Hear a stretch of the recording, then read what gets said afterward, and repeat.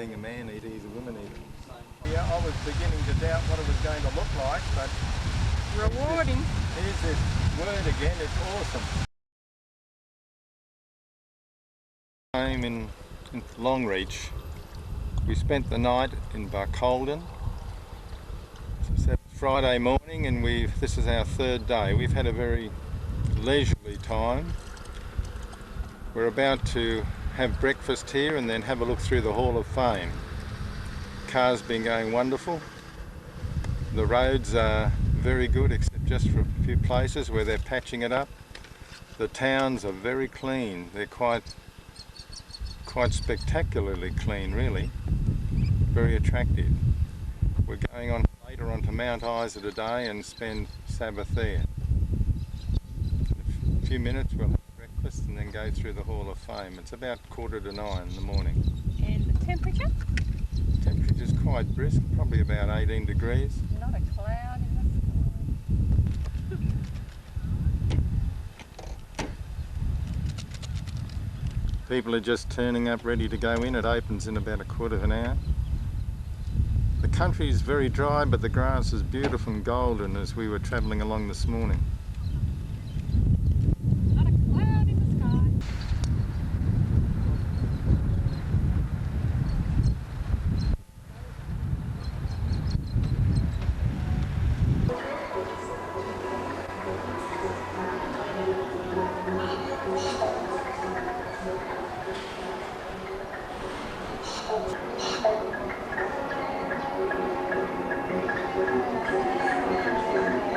Some of the tools of the blacksmith's trade.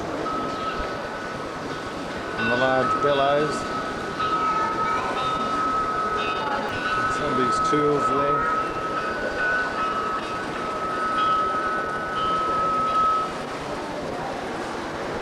Interesting examples of all the different types of barbed wire that were made by the blacksmith.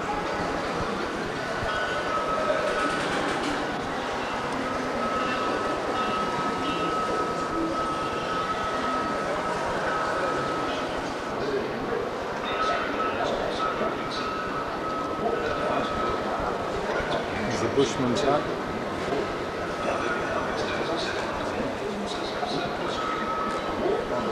I wonder what I would do without her. I'll tell you what though, a woman can do most things a man can do if she has to. Although it's not the sort of thing you say too loudly when Phil's around. But things are improving. The mail's coming through every couple of months. And there's talk of the school starting at about 20 miles down the track. And even the church, they say. Maybe when that happens, Maggie and me can get some material and run up some drip.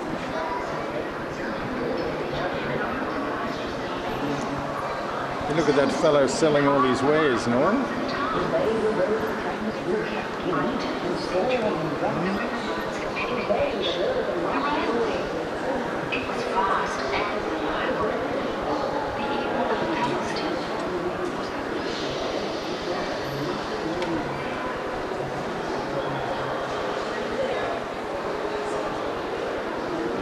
Cows no more.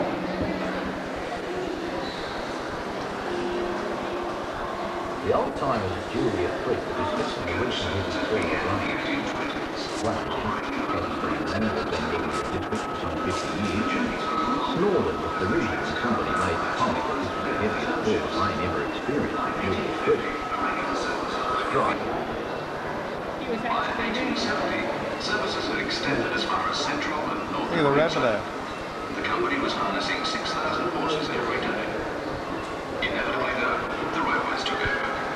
Except in the Outback, where coaches continued to play an essential role in opening up remote areas for settlement.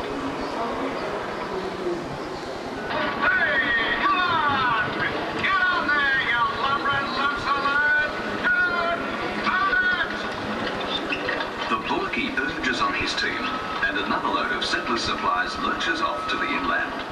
From the 1840s up to the 1880s, bullocks were the main beast of burden in the Outback. Teams of up to 40 would haul loads of stores up to the station properties and return with produce for the city markets. The bigger wagons could carry up to 60 bales of wool. Come, Bluey, you cursed animal! The bullocky developed a kind sign of affection for his beasts, but the tenderness was tempered by a traditional toughness, and the bullocky would control his team with curses and the crack of his fearsome whip. Bullocks were popular because horses were scarce and expensive. They weren't as strong as horses and nowhere near as fast, but they had great stamina and would haul those wagons surely and steadily. However, as time passed, the slow, sturdy bullock was passed over in favour of faster modes of transport. And a year later, the first dromedaries were exhibited to a curious public. It was another 2 decades before camel stock farms were established, and the ships of the desert began to be widely used for exploration and as a means of transport. Camels could travel for days without water, a real advantage over horses and bullocks. By the turn of the century, camel trains were the main form of transport in arid regions of the Outback. Camels helped develop the inland railway system. They carried precious water into the desert for the rail gangs. Later they were to form a link between the railheads and properties in remote areas. After World War I, large teams of camels were hitched to wagons, and far greater loads could be carried. In the 1920s, there were more than 12,000 camels, but then numbers began to decline. The motor vehicle had arrived.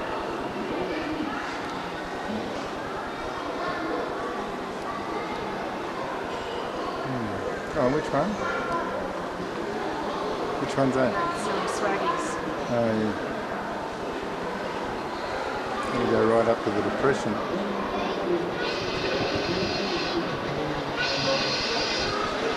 From the 1850s, the hoot of a paddle steamer's whistle was a welcome sound to settlers along the Murray, Darling and Murrumbidgee rivers. The steamers were a link with far-off cities. They could be bringing family and friends, long-awaited supplies and mail. They would leave with cargoes of produce. Bullock teams, instead of slowly plodding hundreds of kilometres, simply travelled to the nearest loading point. The steamers towed barges which could carry great quantities of wool, wheat and timber. By the 1880s, more than 300 paddle steamers were plying up and down the major inland rivers. Echuca, on the Murray, had grown into the second largest port in Victoria. Sadly, the riverboats were at the mercy of Mother Nature. Floods and droughts inflicted damage and often disastrous delays. Steamers could be left high and dry for months at a time. By the turn of the century, the riverboats had met their match. The railway. It was fast and reliable. The era of the paddle steamer was over.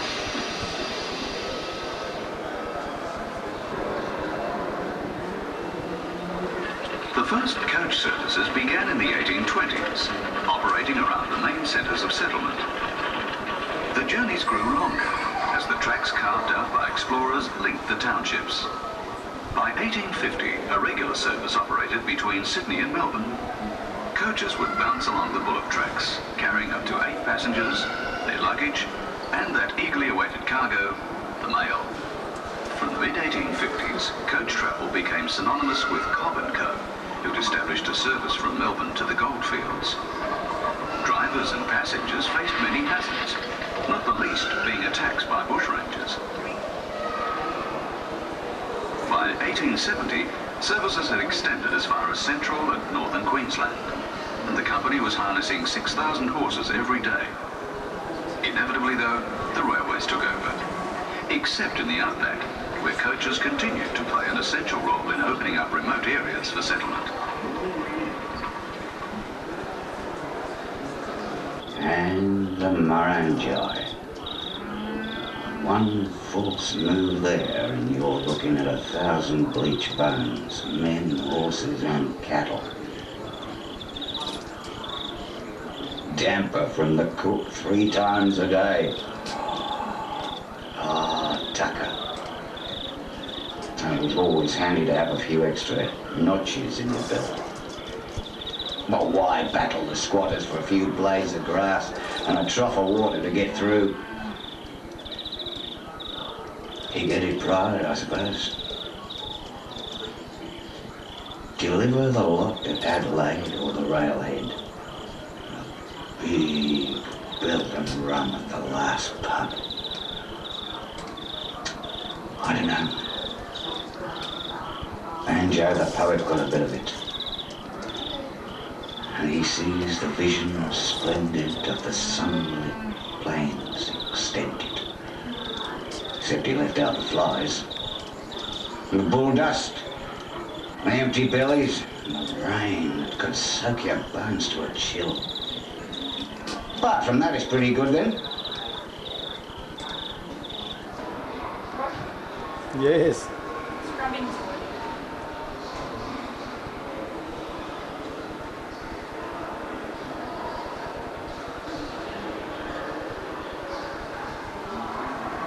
We used to have these in our bedrooms. See the meat safe there, Norma? Yeah, we did. The butter cooler you hung outside.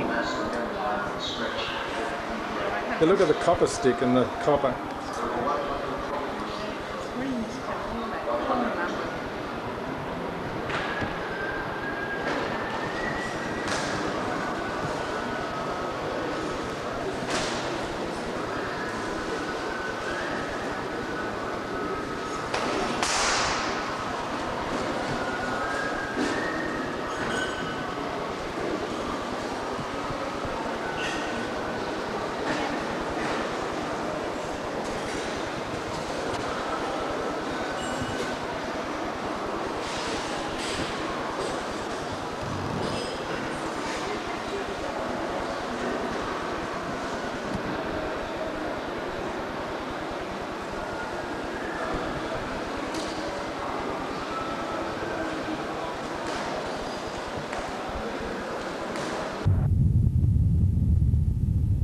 This is on Lake Moondara, Mount Isa.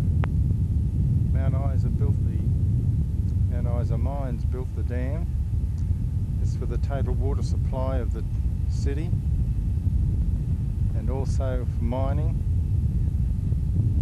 It's used for boating, for fishing, for recreation purposes. Very pretty site just above the spillway.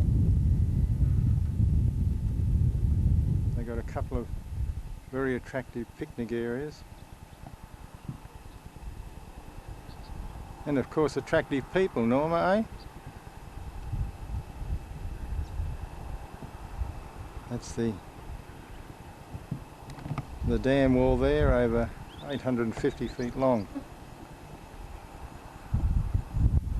It goes out onto the plains, but just below us here is a beautiful little picnic area down in among those trees there.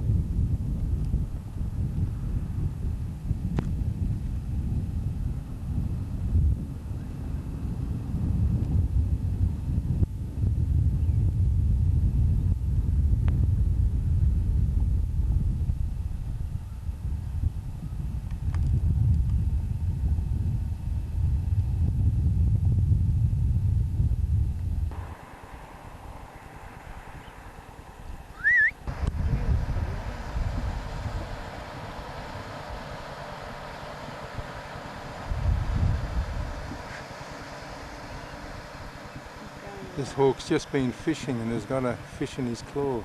He's gone now.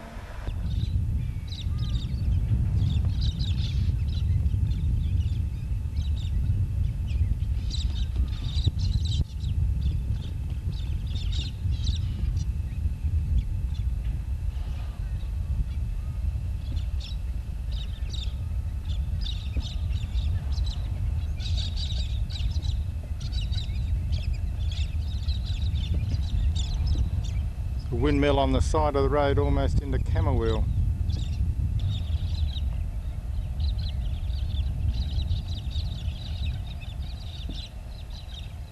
Morning, the 25th of June. Just leaving Camberwell.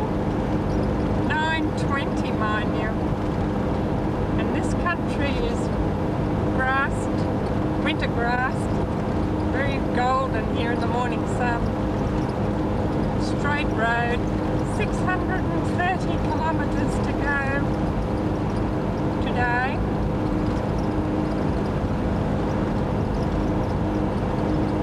just crossed into the Northern Territory.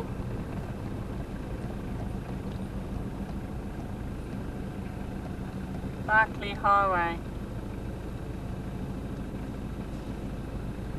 There isn't any fuel now for 270 kilometres. There isn't another thing on the tablelands. Avon Police Station. Avondale. Avondale. Oh. Sunday the 25th.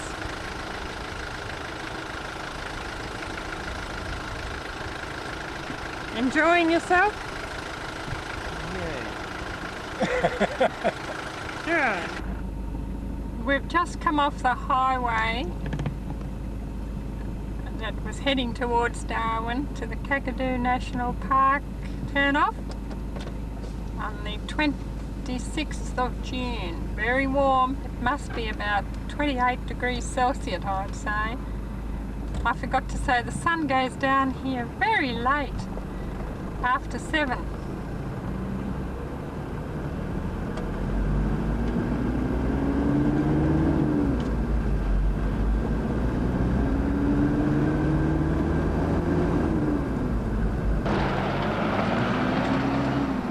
Kakadu National Park. There goes Gary.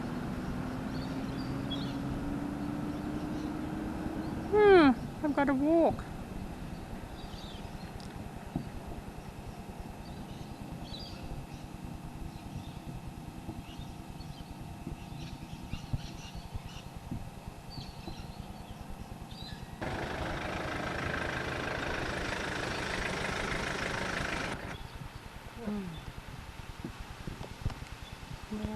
Tell us where we are, Gary. The falls above the Gunlam. In the Kakadu. We've had half an hour's walk up the escarpment. That's a pretty one.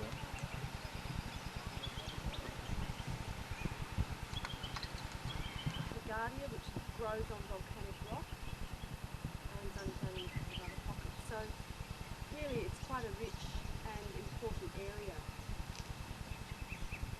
Now this sandstone... The pool is 14 metres deep. And there's the falls going into it.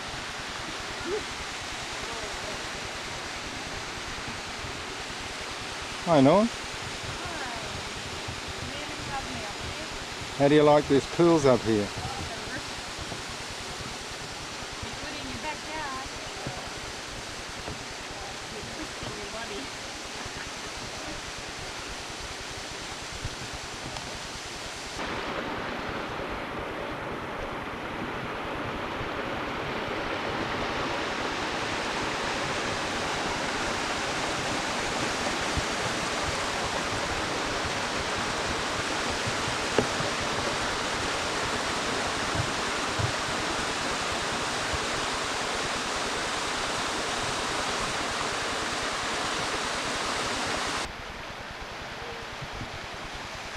Very, very pretty up here. Came up of a party of about 20. We're above the waterfall of Dunloon.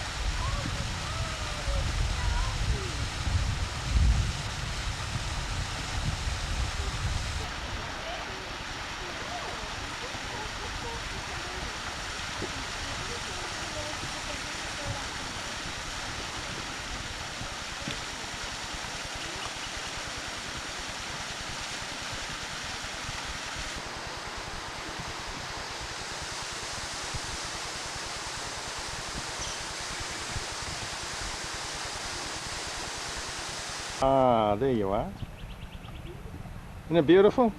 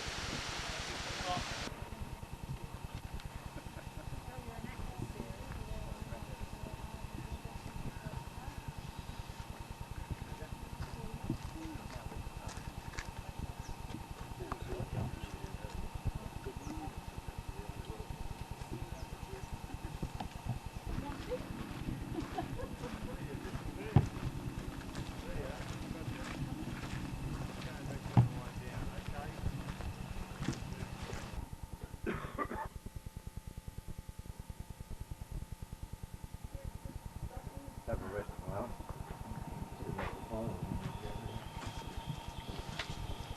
I don't know where the 11:15 talk is. It was just around the corner around below In a beautiful cool rock. A cool rock? Beautiful cool rock. Wonderful. It is, it's a beauty. She's just down around the corner. You go down along a wooden trail and down the stairs. Just follow the right track. there.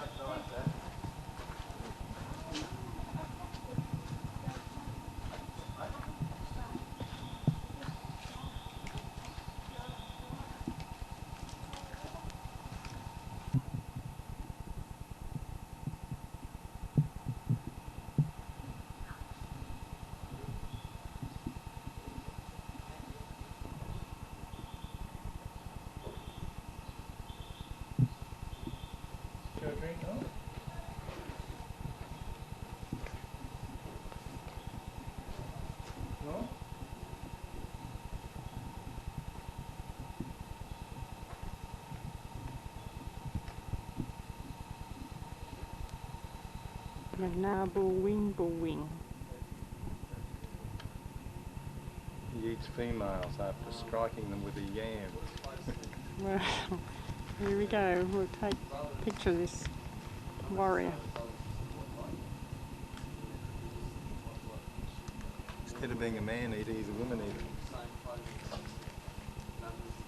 eater. See the margins before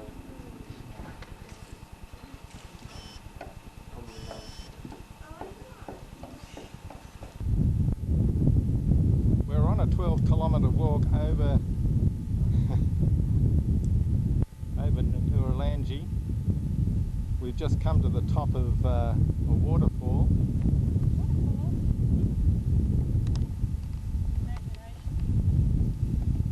So it's what we've just climbed. Whoops! It's what we've just climbed up.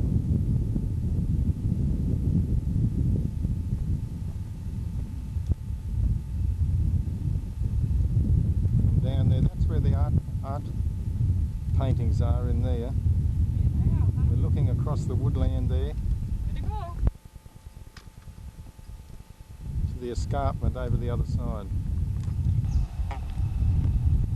Just give you a panoramic view in a little valley at the top of the Nurangi rock. Nurangi rock.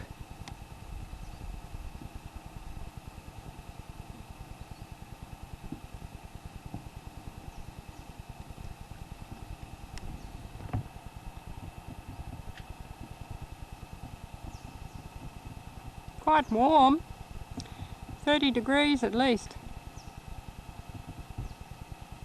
They say here the summer and the winter temperatures in the day are not too much different.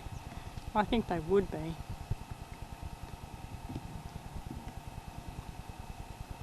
Gary up ahead.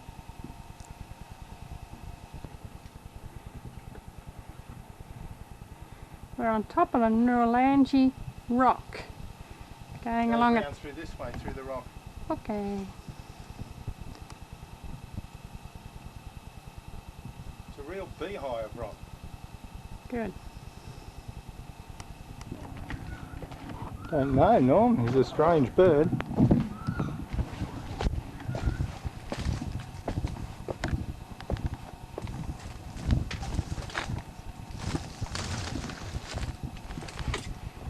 Can you see the next marker? Oops, there's a drop here.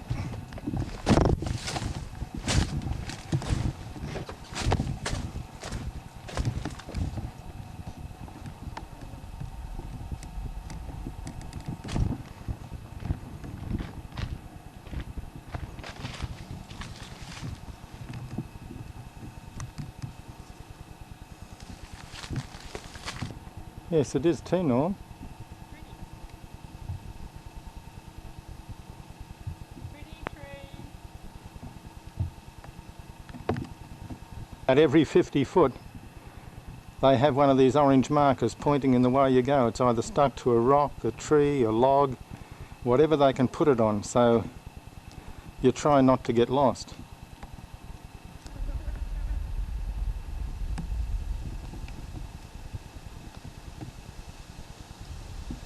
Very pretty up, Quite outstanding formations all the way through here. pretty up ahead. It's just showing you how the wind and the rain has eroded these rocks here.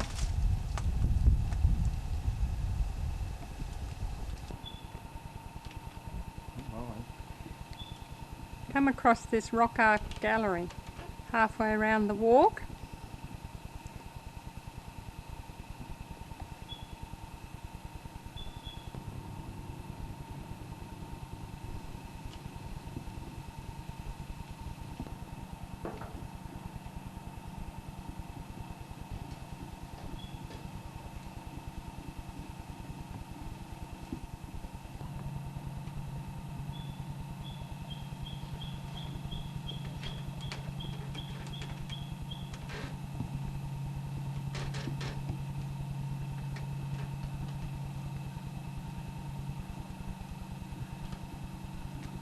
Turtles, no doubt.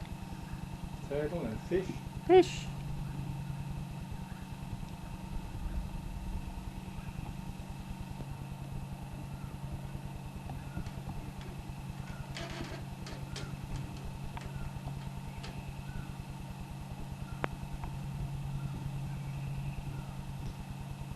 For listening to the stories associated with this art, I warn that they eat human flesh.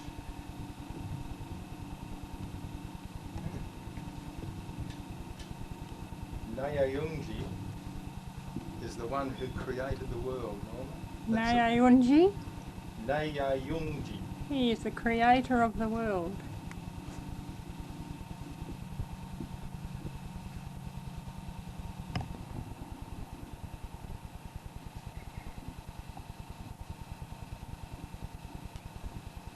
Just a picture here running along the gallery. Wall of pictures.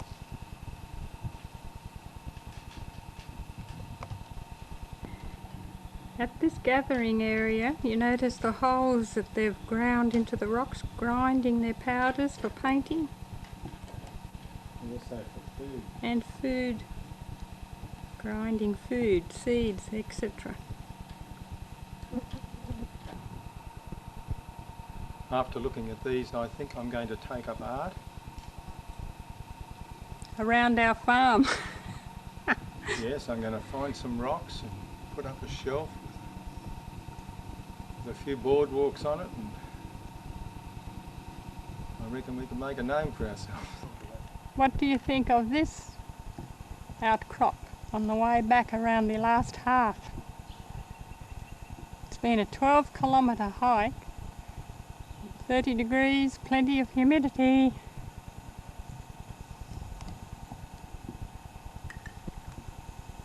Here we are, a little bit to go, back to where we started from.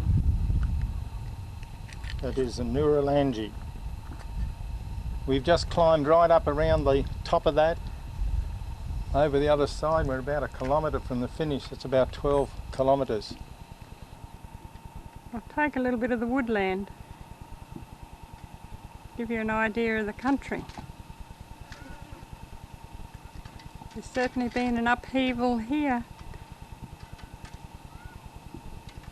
We call it the flood. These folk here take it back 20,000 years ago. To the ice age. To the very pretty, Gary. It is, isn't it? I was saying you can easily see how those rocks are undermined and then they can come crashing down. You can see the ledges underneath, they're quite washed away with water. See more so on that one, see the way it's falling away underneath? Mm.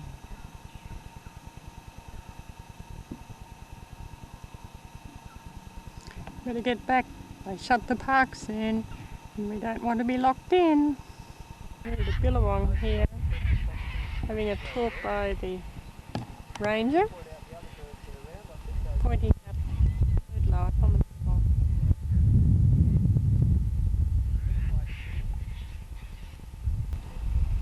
Yeah, if you can see little water birds out there with red heads, they're jacanas, lily trotters. Yeah, or Jesus, they've got a lot of common names. They're not waiting like a jabberoo and catching. And yeah, I should mention these lilies. We've got, it's almost a trick question there. Those ducks are called green pygmy heads. Yeah, but in fact they are true ducks, they're not geese.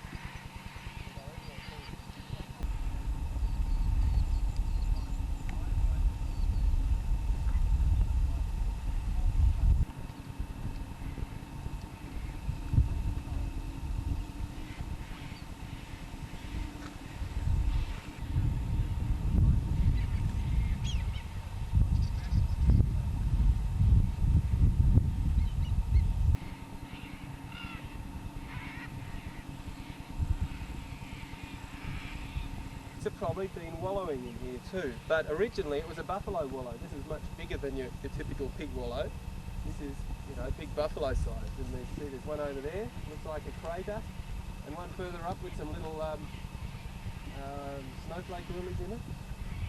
So these are a few years old, and they would have overgrown with vegetation by now, except that the pigs keep using these buffalo wallows because they're nice, handy, muddy places to squelch around and get mud on their skin as they like to. So the pigs are kind of maintaining them a little bit. But gradually, so there's quite a lot of debate about, you know, just how many paperbarks should there have been? Should there be more paperbarks, more lilies, or more grasses, or more sedge, or more hymenaceous? We don't really have a good scientific picture of what the freshwater wetlands should be, because we haven't seen them. Scientists haven't seen them without them. And Aboriginal people haven't seen them without water buffalo for 150 years either. So this change is still to landscape. Very resilient vegetation, very resilient wildlife.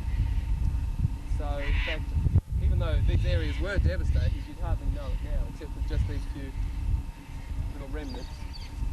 But again, plenty of room for debate about the details of how these should Labours. Birds that are walking on the water. Yeah, I think we'll just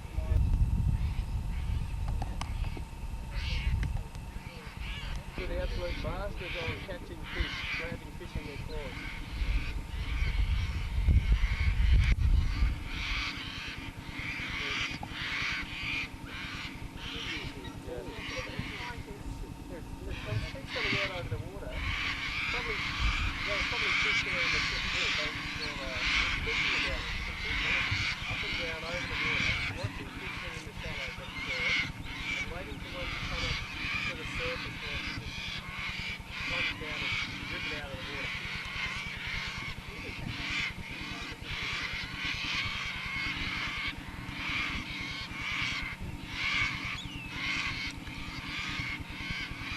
Make use of those cracks in the ground, but they're also good swimmers. They can also climb trees, I just love these beautiful little blue flowers. Stacks of them around here, the billabong.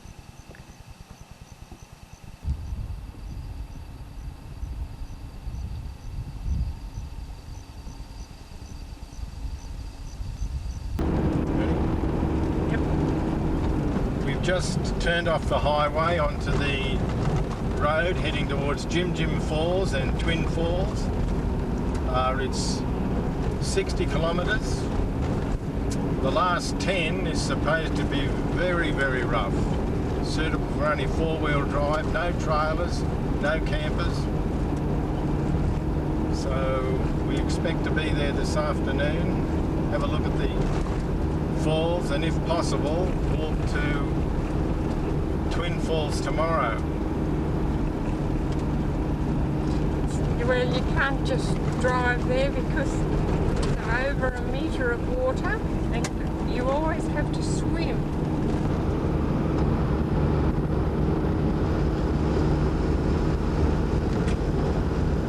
Getting closer to Jin Jin.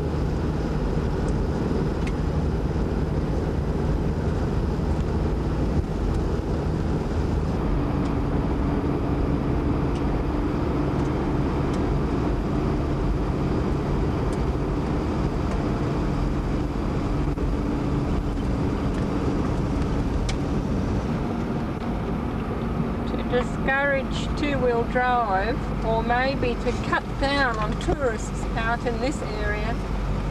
The wildlife park people have kept this last 10 kilometres only for four-wheel drive, and they have a lot of jump-up areas to definitely keep the numbers down. This is very sandy, this area. So we have 10 Look at kilometres. this, look at the sand of this. Wow. If you bog, you bog. You don't, you don't. Whoa, we're gripping. We might have too much pressure in the tyres.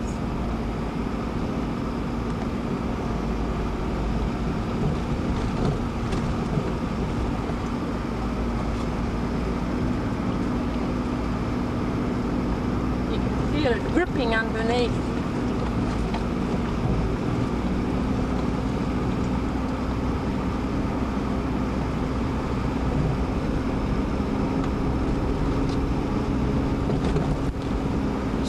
Jump-ups. Here's another jump up. I definitely don't want many people in here. These are to send the water off the road and keep it from eroding it. This looks a bit better. About 20 feet. Oops, I'm not sure where we are. Whoops. This might be deep. Alright.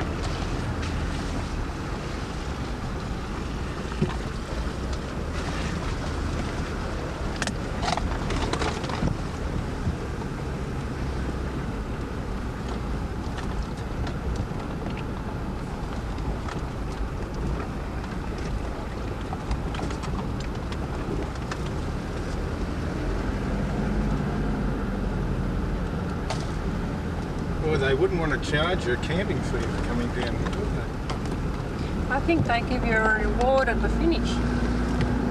Swim. Maybe Swim. we shouldn't have asked Kerry to detail the car. You can do it when we come back. Well, what's this?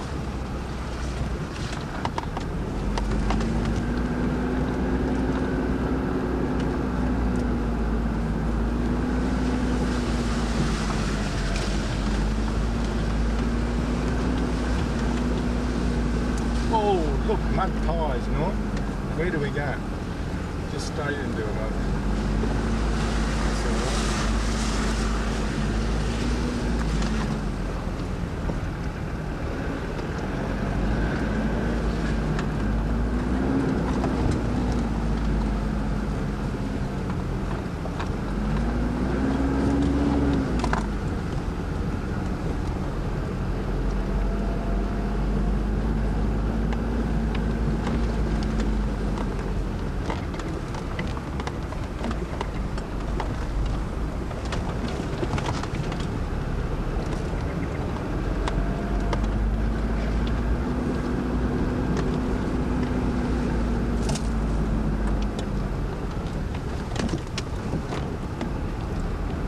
I'm just wondering when we're going to hit a crocodile in these mud pools.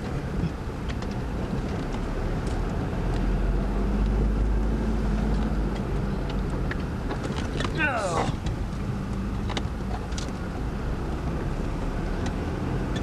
What have they got a fence out here for? Jim, there we are. Oh, right. See? Jim Falls. Where? There. Twin Falls, 12 k's, camping area that way.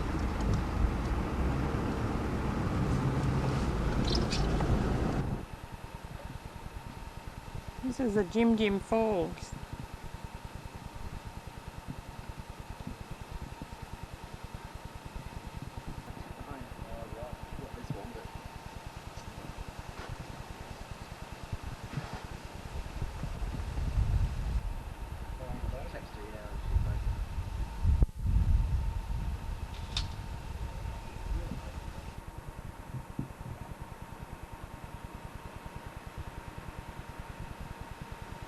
Walking up now to the Jim Falls.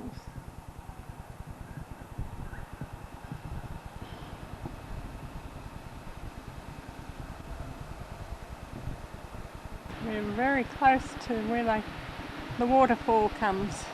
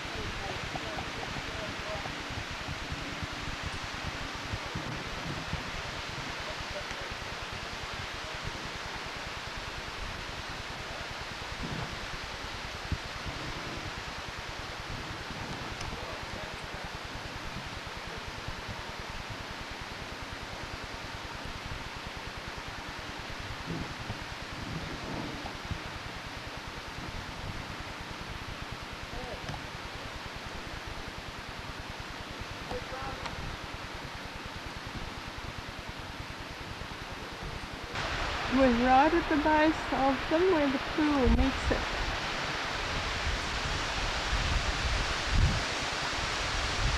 I'll go upwards instead of downwards.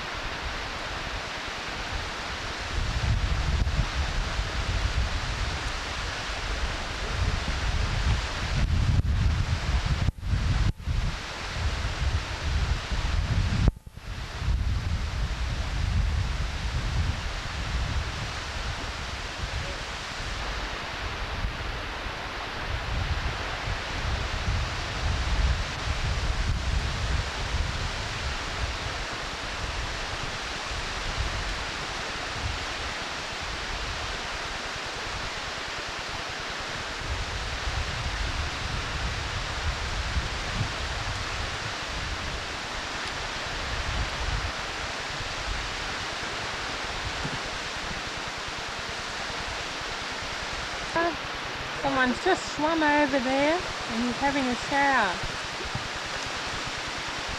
Woo, that'll be a big shower.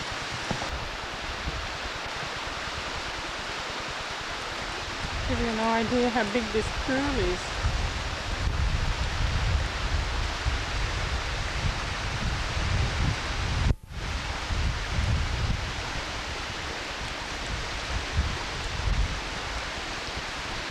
Gary?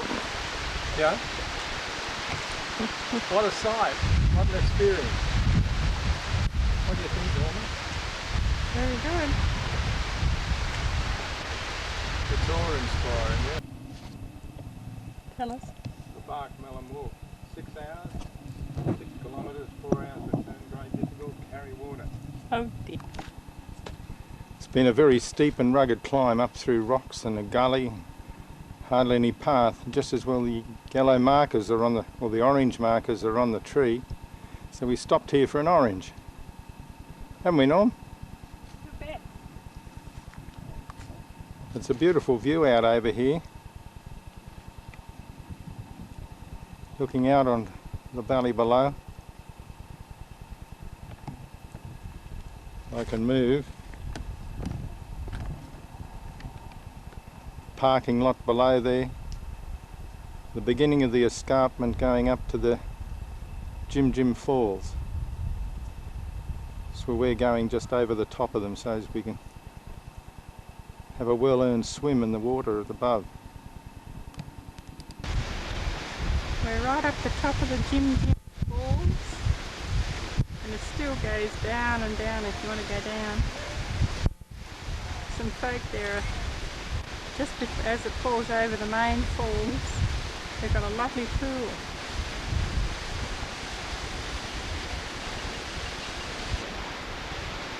People are swimming, sunbaking.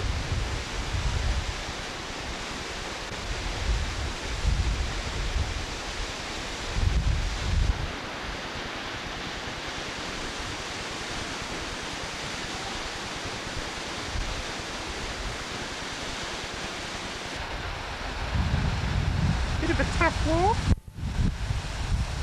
Yeah, an unusual. It'd be good if you're a geologist, there was a lot of rocks. Yeah.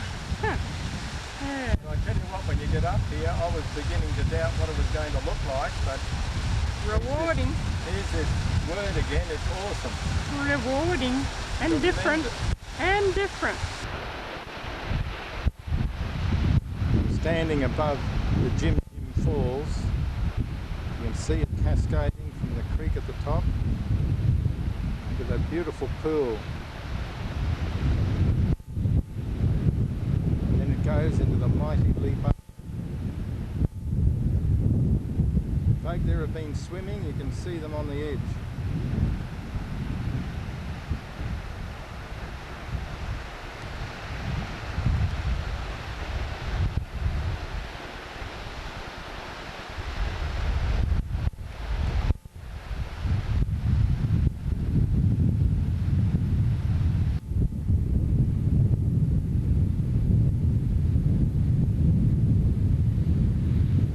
Looking down along the walls of the canyon.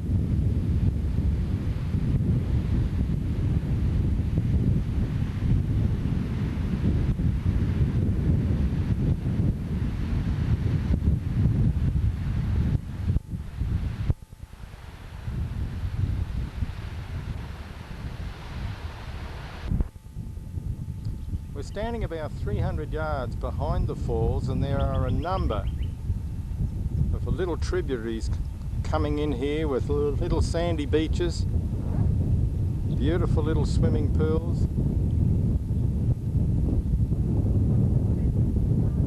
There's another sandy beach, another little sandy beach over there, another stream coming in. She goes over the rocks here, down into another pool, then down into another pool, and just keeps cascading down. We just met a couple who are going to stay the night on one of these sandy beaches. A beautiful little spot.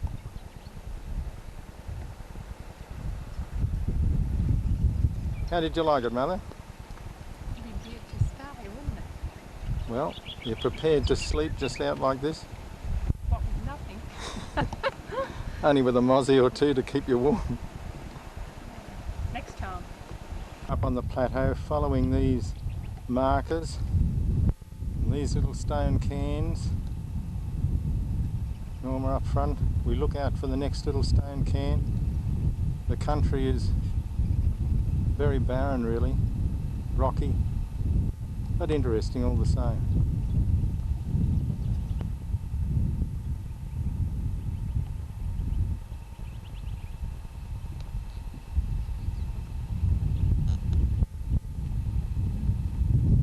Plenty of bird life here.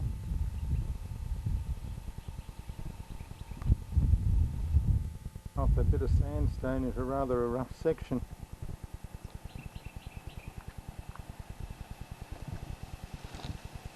You need long legs, Nick. We have a few sections like this. This is the track.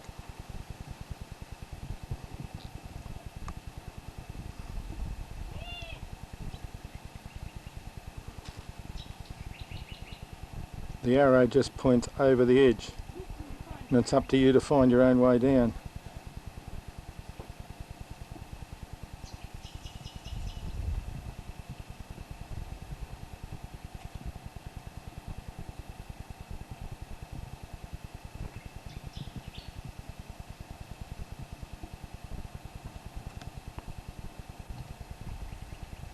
Still a bit of the way down.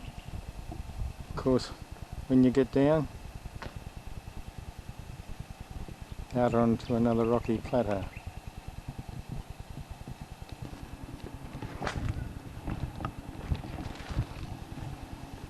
Some areas are semi-rainforest.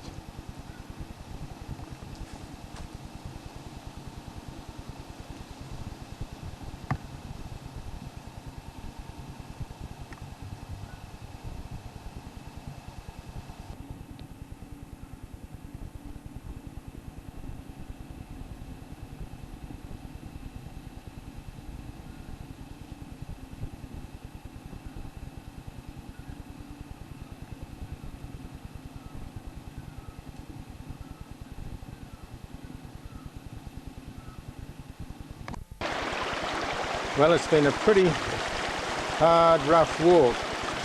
The water's lovely and cool. This is a Jim Creek. We're just about back to the vehicle. And it feels good, doesn't it, Norm? This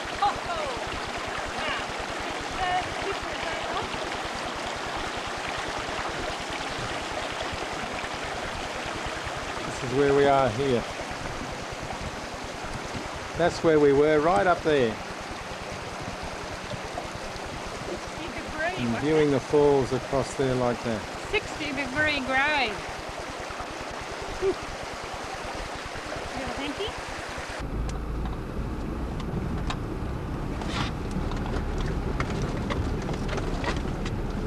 They've messed this up in a day. Oh, they made a mess of it in a day. Huh? Forever. This is like there's a rock there. Ooh, yuck. It was much better yesterday. The tour operators just fly through this, I think mainly to give the clients a thrill. Main reason they don't own their vehicles. What's this here coming up? What a hole. It's mud. Look at it. Oh, good grief. Slosh, slosh, slosh. Oh, yuck. Oh, Kerry.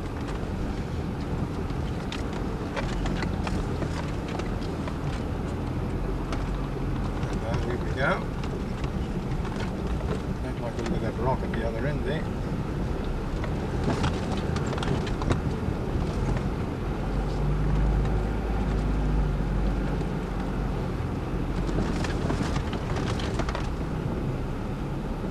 Don't like the look of that one either. Oh. Well, right, we're out of most of that.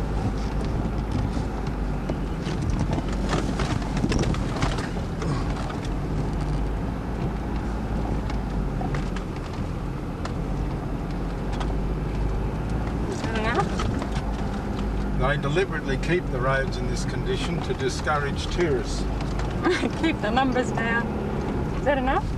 Yeah. You're not supposed to go past, does he know? Yeah. Be terrible if it breaks it. Go on.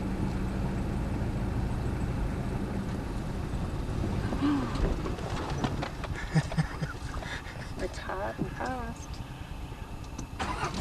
Oops, it's fallen off. I might have to unload it. The wheels are just down in a hollow like that. You just got to come. Yeah. It won't hurt with this because it's a. You're right up.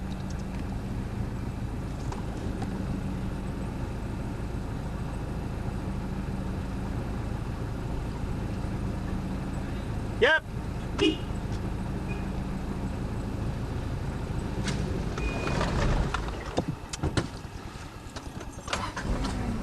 What's wrong with this stupid thing? Oh. That should be it. Hopefully we're right.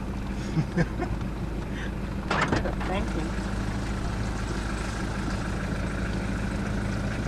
It's the 1st of July and we're here at Cooinda Park at the Boulabong. Early morning to see the birds.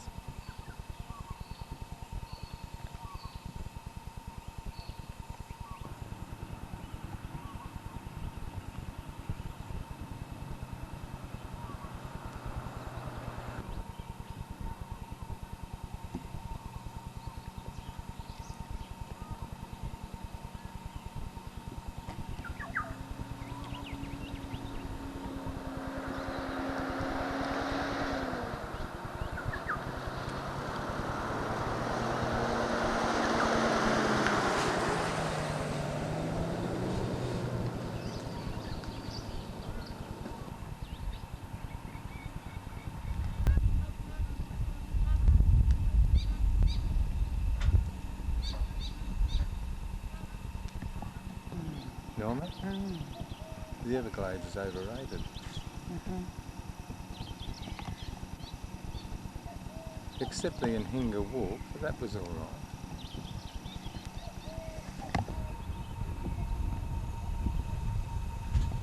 Did you go on the cruise this morning?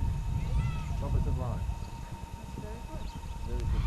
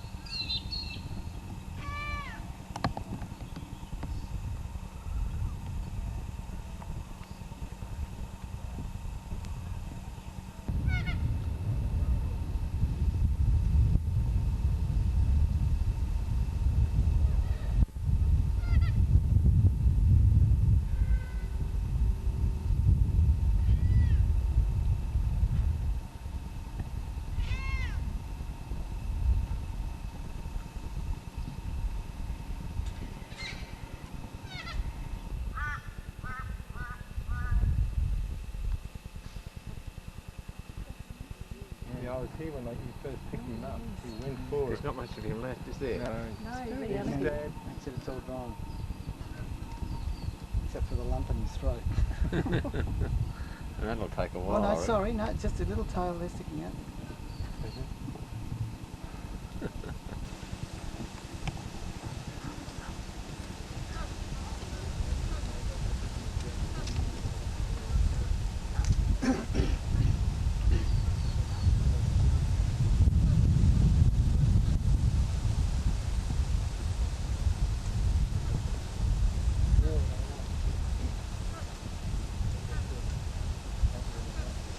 No, not. We've got two here. Actually, these ones are almost as big because you can pull them.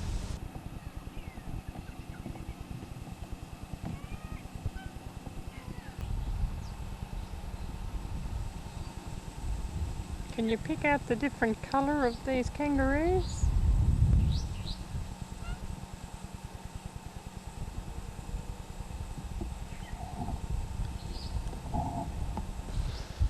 You like it here? Beautiful. The most restful scene I've had for many a long day. It's beautiful. He's looking at me. Oh. I just saw that heron then race for a... He got a good sized fish. I'll find it. He's got it in... See what he's looking at? That heron has a fish. Woo! Down it goes. Glob, glob. Whoop. Down it